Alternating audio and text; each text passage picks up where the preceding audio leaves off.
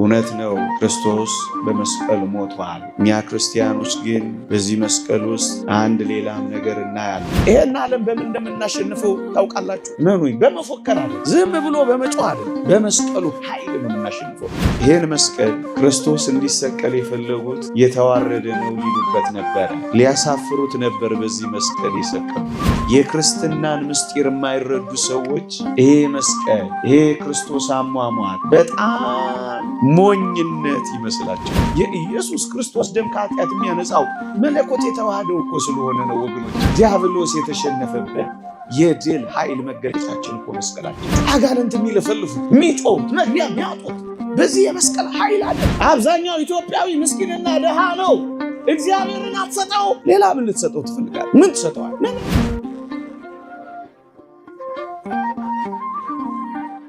በስመ አብ ወወልድ ወመንፈስ ቅዱስ አሃዱ አምላክ አሜን። እንደምን ሰነበታችሁ? አሜን። በምህረቱ የጠበቀን እንደ በደላችን ያልከፈለን እንደ ኃጢአታችንም ያልተቆጣጠረን ምህረቱን ያበዛልን የአባቶቻችን አምላክ እግዚአብሔር ዘላለማዊ ስሙ የተመሰገነ ይሁን። ርዕሴ የተገፉ በሚል ርዕስ ይሆናል። ክርስቶስ የተሰቀለበት መስቀል ዕፀ መስቀል ነው። መስቀል የክርስቶስ ሕማማት ነው። መስቀል የክርስቲያኖችም መከራ ነው። መስቀል በመጽሐፍ ቅዱስ ላይ በተለይ በእነዚህ 3 ነጥቦች ላይ አተኩሮ ስለ መስቀል ይነገራል። አንደኛው የክርስቶስ ሕማማት፣ ሁለተኛው የክርስቲያኖች የመከራ ሕይወት ሰማዕትነት፣ ሶስተኛው ክርስቶስ የተሰቀለበት ዕፀ መስቀል። በዚህ መስቀል ክርስቲያኖች ብዙ በረከት፣ ብዙ ጸጋ አግኝተናል። እውነት ነው፣ ክርስቶስ በመስቀል ሞቷል። እኛ ክርስቲያኖች ግን በዚህ መስቀል ውስጥ አንድ ሌላም ነገር እናያለን። እውነት ነው፣ ክርስቶስ ሞቶበታል። ግን እንዳንረሳ በዚህ መስቀል ጠላታችን ዲያብሎስ ተገሎበታል። የእግዚአብሔር ቃል እንዲህ ይላል፣ ዲያብሎስን ከመንገድ ላይ ጠርቆ አስወገደው ይላል ሐዋርያው ቅዱስ ጳውሎስ። ጠላታችን ዲያብሎስ ተጠርቆ የተወገደበት ይሄ መስቀል ምንኛ ድንቅ ነው ወገኖቼ። ልክ ነው፣ ክርስቶስ በመስቀል ላይ ውሎበታል። እኛ ግን ክርስቲያኖች በዚህ መስቀል ውስጥ አንድ አስደናቂ ነገር እናያለን። ዲያብሎስ ተዋርዶበታል ወገኖቼ።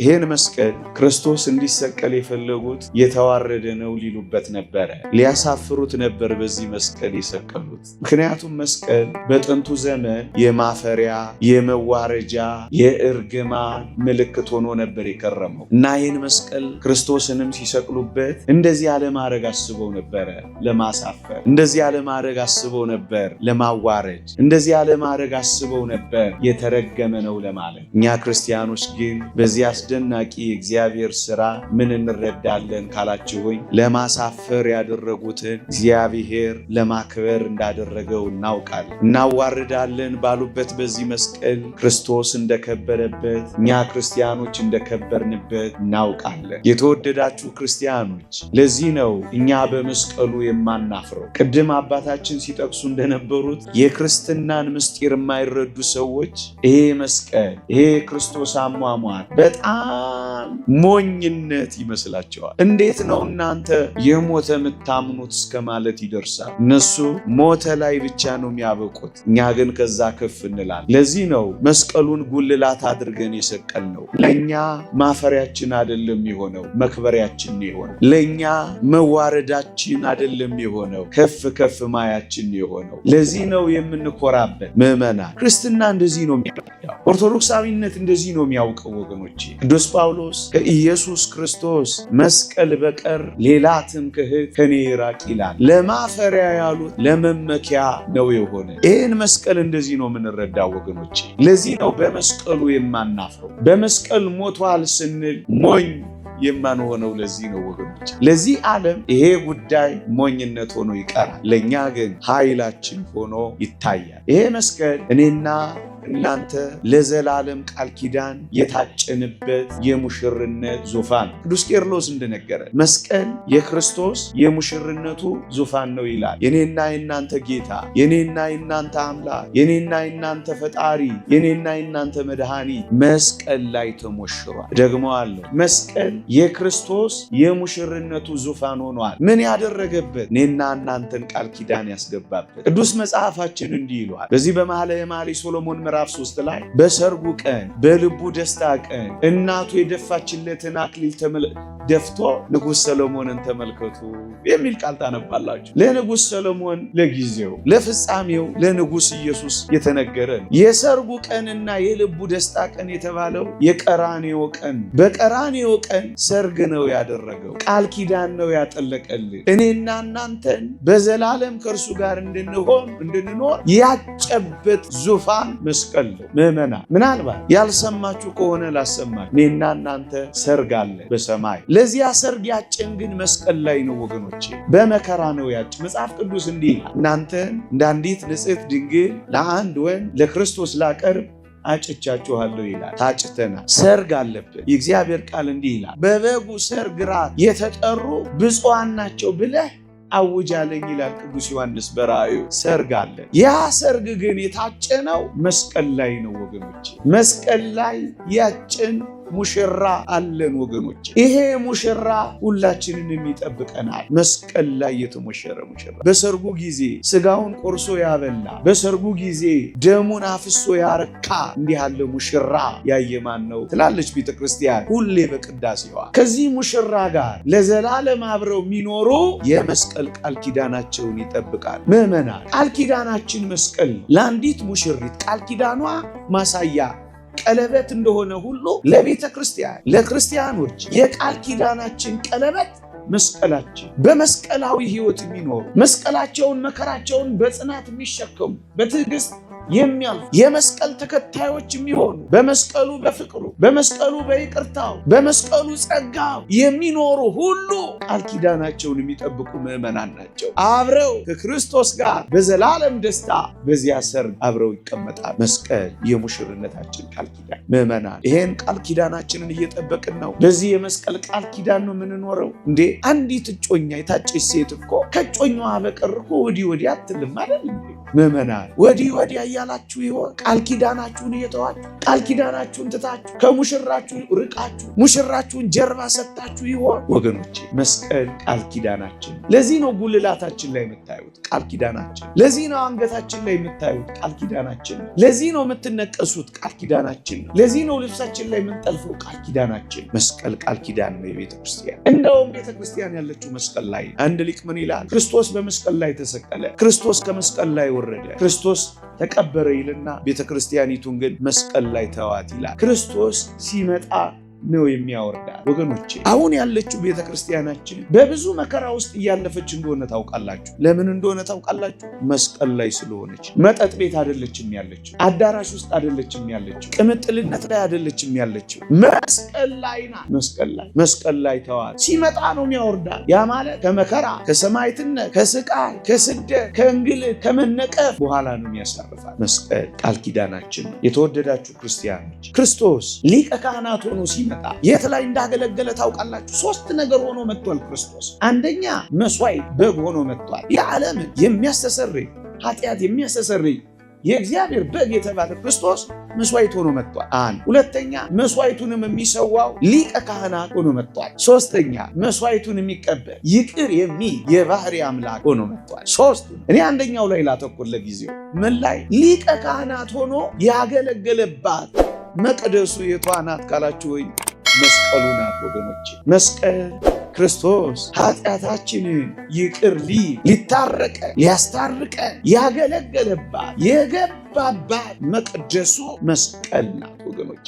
መጽሐፍ ቅዱስ እንዲህ ይላል በዕብራውያን መልእክት ምዕራፍ 9 ቁጥር 23 እና 24 ላይ ስለኛ ይታይ ዘንድ ወደ እርሷ ወደ ሰማይ ገባ ይልና ሊቀ ካህናት ሁሉ ዕለት ዕለት እንደሚገባ ግን ሁል ጊዜ የገባ አይደለም ይልና እንዲህ ቢሆንስ እንዴት ቢሆን እንደ ኦሪት ሊቀ ካህናት ሁል ጊዜ ለማገልገል የሚገባ ቢሆንማ ዓለም ከተፈጠረ ጀምሮ መከራ ሊቀበል ባስፈለገው ነበር ይላል። ክርስቶስ ራሱን ያቀረበባት መስቀል፣ ክርስቶስ እኛን የታረቀባት መስቀል፣ ክርስቶስ ከባህሪ አባቱ ጋር ከባህሪ ሕይወቱ ከመንፈስ ቅዱስ ጋር ያስታረቀባት፣ ደሙን ያፈሰሰባት፣ ስጋውን የቆረሰባት፣ መስዋዕት ራሱን የሰዋባት መቅደሱ መስቀል ላይ በዚያች መስቀል ነው ክርስቶስ ያገለገለው። በዚያች መስቀል አገለገለና በሰማይ ግን ይህ ሊቀ ካህናት ተቀመጠ ይላል። በዚያ በመስቀሉ አገለገለባት፣ ታጥቆ አገለገለባት፣ እጆቹን ዘርግቶ አገለገለባት፣ ማር ይቅር በል ብሎ አገለገለባት፣ መስዋዕት ራሱን አቀረበ። ይሄ ብቻ መሰላችሁ? ደሙ የፈሰሰባት መሰዊያ እንኳን ይህች እኮ መስቀል ላይ ወገኖቼ፣ ደም ሳይፈስ ስርየት የለም ይላል። ስርየት የሚገኘው በደም ነው፣ በበጎች ደም፣ በፍየሎች ደም። ልንነጻ ባለመቻላችን፣ ስርየት ልናገኝ ባለመቻላችን የበጉ የኢየሱስ ክርስቶስ ደም ፈሰሰልን። የኢየሱስ ክርስቶስ ደም ከኃጢአት ሁሉ ያነጻል ይላል ወገኖቼ። አንዳንዶች በጣም ይገርሙኛል። ደሙ ለኃጢአት ስርየት የተሰጠ እንደሆነ ያምኑና የምንቀበለው ስጋና ደም ግን አያድንም ባዮች ይሆናሉ። ይህ ደም ታዲያ እንዴት ነው የሚገኘው? ስንበላው ስንጠጣው ነዋ። የኢየሱስ ክርስቶስ ደም ከኃጢአት የሚያነጻው መለኮት የተዋህደው እኮ ስለሆነ ነው ወገኖቼ። ይሄ ደም የፈሰሰበት መሰዊያ የቱ ነው ካላችሁ መስቀል ነው ወገኖቼ። በጥንቱ በኦሪቱ የበግና የፍየል ደም እየፈሰሰ ይረጭ የነበረው በኦሪት መሰዊያ ታቦቱ ላይ ነበረ። በመሰዊያው ላይ ይረጭና ስርየተ ኃጢአት እግዚአብሔር ይሰጣቸው ነበረ። አሁን የመስዋዕታችን የኢየሱስ ክርስቶስ ደም የፈሰሰው በመስቀሉ ላይ ነው። ይሄ ምን ማለት ነው? መሰዊያም ጭምር የሆነን መቅደስ ብቻ አይደለም፣ መሰዊያም አለ። ዕብራውያን ምዕራፍ 10 አንብቡት። መሰዊያ አለ። የትኛው? መስቀሉ። መሰዊያ አለ። የክርስቶስ ደም የፈሰሰበት የራሱ የክርስቶስ ሰውነት መሰዊያ አለ። የትኛው? አሁን መስዋዕት የምንሰዋበት፣ ስጋውን የምንቆርስበት፣ ደሙን የምናፈስበት ታቦታችን መሰዊያም አለ። የቃል ኪዳን ዙፋን፣ ደግሞስ መቅደስ፣ ደግሞስ መሰዊያ። ሌላ ግን አንድ ደግሞ የምስራች ደግሞ እኔ ወገኖቼ ዲያብሎስ የተሸነፈበት የድል ኃይል መገለጫችን እኮ መስቀላችን። መጽሐፍ ቅዱስ እንዲህ ይላል፣ የመስቀሉ ቃል ለሚጠፉት ሞኝነት፣ ለምንድን ግን ለእኛ የእግዚአብሔር ኃይል ነው ይላል። ወገኖቼ በመስቀል የተሸነፈው፣ በመስቀል የተዋረደው፣ በመስቀል የተራቆተው፣ በመስቀል መንጋጭላው የረገፈው፣ በመስቀል ትጥቆ የተራገፈው ማን እንደሆነ ታውቃላችሁ? ዲያብሎስ እኮ ነው። ለዚህ ነው አባ ጊዮርጊስ ዘጋስጫ የመስቀል ማማተም ሴጣንን ያስመርረዋል ይላል። ምዕመናን፣ እግዚአብሔር ለጣቶቻችን ሰልፍን እንዳስተማራቸው ክርስቲያኖች ሲያማትቡ ዲያብሎስን ኃይል ያሳጡታል። ይህ እግዚአብሔር ቃል ነው። የእግዚአብሔር ኃይል የእግዚአብሔር ቃል ነው የሚናገረው። ለዚህ ነው ከቀስት ፊት ያመልጡ ዘንድ ለሚፈሩ ምልክትን ሰጣቸው፣ አጋንንትን ማሳፈሪያችን። የተወደዳችሁ ክርስቲያኖች ይሄው እስካሁን ድረስ እኮ ማየት ትችላላችሁ። አጋንንት የሚለፈልፉት፣ የሚጮሁት፣ መግቢያ የሚያጡት በዚህ የመስቀል ኃይል አይደል? ምን አድርገንበት ይመስላችኋል? ያ አንዱ ኃይል እኮ ነው አሁን ያለው። ያ አንዱ ኃይል ነው የሴጣንን ትጥቁን የሚያራግፍበት ወገኖች። ዲያብሎስ የተቀጣበት፣ ዲያብሎስ የተዋረደበት፣ ዲያብሎስ የተሸነፈበት መስቀል ነው። ለዚህ ነው ሲያየው ዝግንን የሚለው። በመስቀል ፊት አጋንንት መቆም አይችሉ። በመስቀል ፊት የአጋንንት ሰራዊት መኖር አይችሉ። ለዚህ ነው የመስቀል ጠላቶች በዚህ ዘመን መስቀልን ሲነቅፉ የሚኖሩት ወገኖች።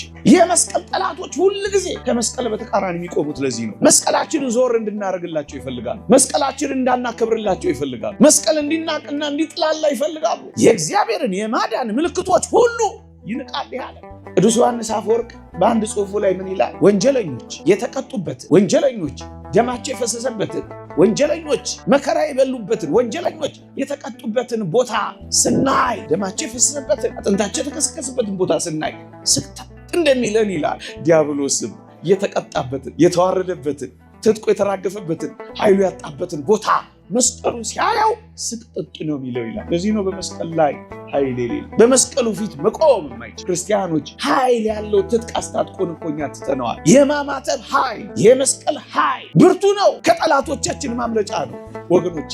ይሄን ዓለም በምን እንደምናሸንፈው ታውቃላችሁ? በመፎከር አይደለም፣ ዝም ብሎ በመጮህ አይደለም፣ በመስቀሉ ኃይል ነው የምናሸንፈው።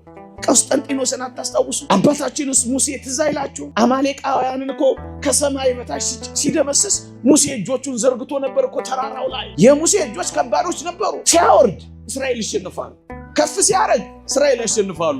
ይሄን የተረዱት አሮንና ሆር አንዱ በቀኙ አንዱ በግራው የሙሴን እጆች ተሸክመው ዋሉ ይላል። እንዲህ ይላል እግዚአብሔር ቃል ኦሪት ዘጸአት ምዕራፍ 17 ላይ ገብታችሁ አንብቡት። እግዚአብሔር የአማሌቅን ዝክር ከሰማይ በታች ጨርሶ ደመሰሰ ይላል። መስቀሉ እንደዚህ አመሳቅሎ ቆሞ ይህ የክርስቶስ ስቅለት ማሳያ መገለጫ ምሳሌ ነበር። በዚህ መስቀል ምልክት ጠላቶቻቸውን ድል አደረጉ። ዛሬ ወገኖቼ ዛሬ በሰዎች ላይ ያደሩ የሚታገሉን አጋንንት የሚወድቁት በመስቀል ነው። መክስሚያኖስንና ዲዮቅልጥያኖስን ድል ያደረገው ቆስጠንጢኖስ ወገኖቼ በዚህ ምልክት ድል ታደርጋለህ እኮ የተባለው በፈረሶቹ አንገት ላይ፣ በጋሻው ላይ፣ በመሳሪያዎቹ ላይ የመስቀል ምልክት አደረገ። ምዕመናን ኃይላችን መሳሪያ የለንም ይለኛል ክርስቲያኖች። ታንክ የለንም፣ መድፍ የለንም፣ ኒኩሌር የለንም፣ ሰራዊት የለንም። በምን ቃል እንግለጸው? ኮማንዶም የለንም። አንድ ኃይል ግን አለ፣ መስቀሉ አለ። በዚህ ድል ታደርጋለህ። በመክስሚያኖስና በዲዮቅልጥያኖስ ላይ አድረው ደም ሲያስፈስሱ የነበሩ አጋንንት የተሸነፉት በመስቀሉ ምልክት ነው። ታሪክ ጸሐፊው አውሳቢዮስ እንዲህ ብሎ ጽፏል። አንዳንዶች ታሪክንም እንኳን አይወዱም። የጥንትን ከዛሬ ጋር መገናኘት እንኳን ያስቀይማቸዋል። ታሪክ ጠሎች፣ ምልክት ጠሎች፣ እውነት ጠሎች። እዩት፣ የታሪክ ጸሐፊ እውነተኛ ታሪክ እንዲህ ይላል። ቆስጠንጢኖስን ታሪክ ነው የሚነግረን ራሱን እንዲገልጥለትና ወደ እውነት እንዲመራው እንዲሁም ከነበሩበት አስቸጋሪ ሁኔታዎች እንዲረዳው በጽኑ ጸሎት ይማጸን ነበር። ማን? ቆስጠንጢኖስ። በጸሎት ላይ ሳለ በሰማይ ላይ አስደናቂ የሆነ ምልክት ታየ። በቀትር ወቅት በሰማይ ላይ ከፀሐይ በላይ የብርሃን መስቀል አየ። በላዩም ላይ በዚህ ድል ታደርጋለህ የሚል ጽሑፍ ነበረበት። ራሱ ንጉሡ እንደተናገረው ያየውን ራእይ ምን ማለት እንደሆነ ምክንያቱንና ትርጉሙን በተመለከተ እያወጣ እያወረደ ሳለ ክርስቶስ ወልደ እግዚአብሔር ሌሊት ተኝቶ ሳለ በቀን በሰማይ ላይ ባየው በመስቀል ምልክት አሁንም ተገለጠለትና በሰማይ ላይ እንዳየው የመስቀል ምልክት አንጻር እንዲያዘጋጅና ከጠላቶቹ ጋር ባለው ውጊያ መስቀሉን ይዞ እንዲሄድ ነገረው ይላል። መስቀል ይዞ ሄደ። የተወደዳችሁ ክርስቲያኖች ጣዖታትን አፈራረሰ፣ አብያተ ክርስቲያናትን አነጸ፣ መክስሚያኖስንና ዲዮቅልጥያኖስን አሸነፈ። መስቀል የማሸነፋችን ጉልበት ነው ያልኳችሁ ለዚህ። መስቀል የድላችን ኃይል ነው ያልኳችሁ ለዚህ። ይህ እውነተኛ ታሪክ ነው። ማንበብ ማጥናት የምትፈልጉ ተመልከቱ። እንደነዚህ አይነት ታሪኮችን ቸል ያለ ትውልድ ነው ስለ መስቀል ግራ ሲገባው የሚኖረው። የመስቀል ኃይል ይላል ነው። የመስቀሉ ቃል ለሚጠፉት ሞኝነት፣ ለእኛ ለምናምን ግን የእግዚአብሔር ኃይል ነው። የእግዚአብሔር ኃይል ለምንድን ነው የሚጠቅመው? ለማዳን ነው። የእግዚአብሔር ኃይል ለማዳን ነው ይላል ቅዱስ ጳውሎስ ሮሜ መልእክትን አንብቡ። የተገፉ ሶስት በዚህ መስቀል ሰሞን የምንነሳቸው የተገፉ ሶስት ዋና ዋና ነጥቦች አሉ። አንደኛ መስቀል ተገፍቷል። ሙት ሲያስነሳ፣ ለምጽ ሲያነጻ፣ ጎባጣ ሲያቀና፣ ታምራት ሲሰራ ሲያዩት ይሄም አያስፈልገንም ብለው አይሁድ ከኢየሩሳሌም ራቅ ወዳለ አንድ ቦታ ሄደው ቆሻሻ መድፊያ ያደረጉት። ለ300 ዘመናት ቆሻሻ መድፊያ ሆነ። ምናልባት አንድ ጥያቄ ሊፈጠርባችሁ ይችላል። የ300 ዘመናት ጭምር የት ሄደው ነበር መስቀሉን የማያወጡት ካላችሁኝ፣ እንኳን መስቀሉን ሊያወጡ የራሳቸው መኖሪያ ታዛ እንኳን አልነበረ። በግዞት ነበር የነበሩት፣ በጭቆና ነበር የነበሩት ለ300 ዘመናት። ምዕመናን ቆሻሻ መድፊያ ሆነ። የኢየሩሳሌም ቆሻሻ መስቀሉ ላይ እንዲደፋ አዋጅ ታውጆበት ቆሻሻ መድፊያ ሆነ። ተገፋ፣ መስቀሉ ተጣለ፣ መስቀሉ ተተወ፣ መስቀሉ ተናቀ። የከበረውን አዋረዱት፣ መዳናቸውን ቀበሩት። ወገኖች አንዱ የተገፋው ይህ ዕፀ መስቀል ነው ወገኖች። ሁለተኛ የተገፋችው ደግሞ ቅድስት እሌኒ ናት። ይቺ እሌኒ ለባሏ ታማኝ የሆነች ንጹህ ሴት ነበረች። ባሏ ከጓደኞቹ ጋር ተወራርዶ ኖሮ አንደኛው ይሄድና ቢለምናት ቢሰራት በታማኝነቷ ትጸናለች። ነገር ግን ምን አደረገ? በማታለል የቃል ኪዳኗን ቀለበት በማታለል ከደንገጡሮቿ ወስዶ ለባሏ አሳየው። ለምጃት ለምዳይ፣ ወድጃት ወዳይ፣ ይሄው ምልክቱ ይሄውልህ ሲለው ተበሳጨ። ምን አለ ቢያጣራ እንደሄደ ባሏ ስራሽ ያውጣሽ ብሎ ባህር ላይ ገፈትሮ ጣላት። ሁለተኛ የተገፋች ሴት ቅድስት እሌኒ ናት። ሶስተኛ የተገፋው ደግሞ ክርስትና ነበር። ቅድም እንዳልኳችሁ ለ300 ዘመናት ክርስትና በጣዖታት ተተክቶ በአዋጅ ክርስትና ተገፍቶ ነበር። ሶስቱም ግን በመስቀል ሰሞን የሚታወጀው እነዚህ የተገፉት መክበራቸውን የምናይበት። አዎ ይቺ ቅድስት እሌኒ አንድ ስለተሳለች ልጄ ቆስጠንጢኖስ ክርስቲያን ቢሆን መስቀልህን አወጣለሁ ብላ ተሳለች። የተወደዳችሁ ክርስቲያኖች ምን አይነት ስለት ነው? ለልጆቻችሁ መጠበቅ ትጸልያላችሁ። ይህ ዓለም ልጆቻችሁን እንዳይነጥቁባችሁ ጸሎት ታደርጉላቸዋላችሁ። የመጠበቂያ ጸሎት ለዚህ ትውልድ አያስፈልገውም ትላላችሁ። ስለ ቅድስት ሐና የተነገረውን በታምረ ማርያም አልሰማችሁ? እመቤታችን ከተሰጠቻት በኋላ የሰጣትን ይጠብቅላት ዘንድ ዘውትር ትጸልይ ነበር ይላል። ጦርነት እንዳይበላቸው ለሕፃናት ትጸልዩላቸዋላችሁ። ለሚመጣው ትውልድ የሚያለቅሱ እናቶች አሉ። መራሩ ዘመን እንዳይገጥማቸው እኛ ያገኘነውን እንዲያገኙ፣ እኛ የቆረብንባት ቤተክርስቲያን እንዲቆርቡ፣ ከሺሻ ቤት እንዲወጡ፣ ከመተተኞች ከጠንቋዮች እንዲተርፉ፣ ከጭፈራ እንዲወጡ፣ ከሱስ እንዲገላገሉ፣ ይህ ዓለም ከሚጫናቸው የኑሮ ጫናና መከራ መማር ጨንቋቸው፣ መስራት ጨንቋቸው፣ መዋያ ጨንቋቸው፣ እምጢግቡ ስምጢግቡ ግራ ገብቷቸው ከረምቡላና ጆተኒ ቤት የሚሯሯጡት ምስኪኖች አትጸልዩላቸው፣ አታለቅሱላቸው። ዓለም ያስጨንቃቸዋል። እኛ እናሳርፋቸውን በጸሎት ለልጆቻቸው። ይኸው ለልጇ ጸለየች ከጣዖት ቤት እንዲወጣ ክርስቲያን እንዲሆን። ወገኖቼ በጥንቱ ዘመን ክርስቲያን ንጉሥ ማግኘት በጣም ከባድ ነበር። ከጥቂት ክርስቲያኖች ነገስታት አንዱ ቆስጠንጢኖስ ነው የሆነው። ይሄ የሆነው በእናቱ ጸሎት ነው ወገኖቼ። የእናቶች ጸሎት ለዚህ ዘመን ሕፃናት ያስፈልጋል። ግብረ ሶዶማዊነት ፊቱ ለተጋፈጠው፣ አግብቶ ወልዶ ከብዶ ለመኖር አቅም ላጣው፣ ወጥቶ ገብቶ ስራ ሰርቶ እርፍ ለማለት ለተጨነቀው፣ ተምሮ እንዳልተማረ ለሚሆነው ለዚህ ምስኪን አትጸልዩለት፣ ይልቅ አታለቅሱለት። የመጠበቂያ ጸሎት ከአጋንንት ጋር አትታገሉለት፣ ሱባኤ አትይዙለት። ይሄ ትውልድ ያስፈልገዋል። ሌላ በምን ይጠበቅሽ? የምታወርሱት ሀብት የለም። ክርስትናን አታወርሱትም። አብዛኛው ኢትዮጵያዊ ምስኪንና ደሃ ነው። እግዚአብሔርን አትሰጠው። ሌላ ምን ልትሰጠው ትፈልጋለህ? ምን ትሰጠዋል? ምንም። በጣም ይገርማችኋል። የእሷ ጸሎት ቅድም ያነበብኩላችሁን ታሪክ ወለደ። ምንም ይል በዚህ ድል ታደርጋለህ ብሎ ኢየሱስ ክርስቶስ ገለጠለት፣ አሳወቀው። አያችሁ፣ ይህቺ አስደናቂ ሴት ባሏ ገፍትሯታል፣ ባሏ ጥሏታል። ባሏ ስራሽ ያውጣሽ ብሎ ባህር ላይ ነው የወረወራል። ማጠቀም አድርጋ የተገፈተረች ሴት ነበረች። ይህቺ ሴት ሆናል ዛሬ አስደናቂ ሆነች። የባሏን ታሪክ አናነሳል፣ እሷን ግን እናነሳል። ይህቺ ሴት እኔ ለእግዚአብሔርና ለባሌ ስታመን እግዚአብሔር ለእኔ መታመን እንዴት ያቅተዋል ብላ እግዚአብሔርን ወደ አለማመን አልሄደች። በታማኝነት ነው የቀጠለችው። ሰው ሊከዳችሁ ይችላል። ያመናችሁት ሊንሸራተትባችሁ ይችላል። የቆማችሁበት ሊሰበር ይችላል። ይህኔ ያላችሁት ሰው ሊጥላችሁ፣ ሊከዳችሁ፣ ሊገፋችሁ ይችላል። ግን ክርስቲያናዊ ሕይወት እንደዚህ እንደሆነ ታውቃላችሁ። መታመን። ዓለም ሁሉ ባይታመን እንኳን ክርስቲያኖች ይታመናሉ።